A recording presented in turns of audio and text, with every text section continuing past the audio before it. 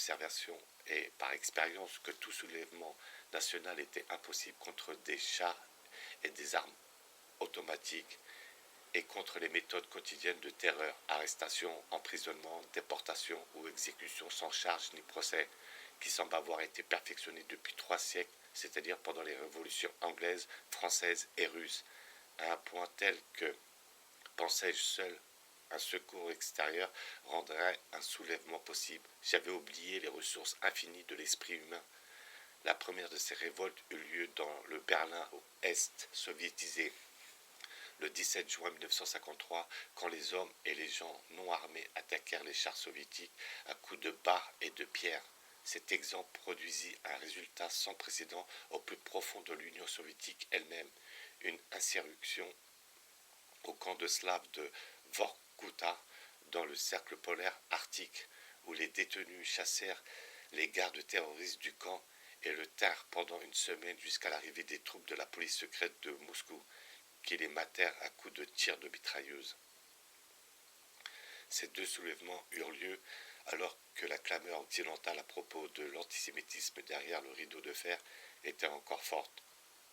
Aucun tollé similaire ne s'éleva au nom des légions d'êtres humains, 100 fois plus nombreuses, dont la situation critique était révélée une fois de plus.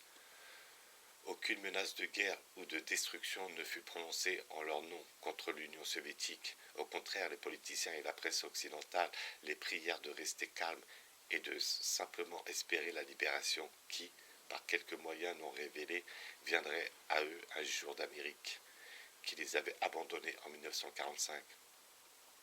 Néanmoins, l'attente angoissée de la libération continua à s'introduire dans les âmes des populations et à la suite des explosions de Berlin-Est et de Vorkuta vinrent les insurrections de Pologne et de Hongrie en octobre 1956.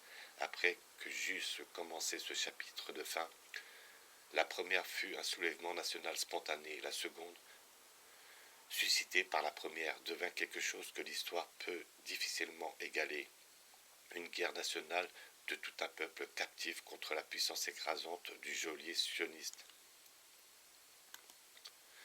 Je crois bien que le passage du temps montrera que cet événement aura marqué soit la résurrection de l'Occident et la renaissance de l'Europe, soit la fin de l'Europe telle que l'humanité la connaît depuis le dernier millénaire, et avec elle la fin de tout ce que les mots l'Occident ont pu signifier.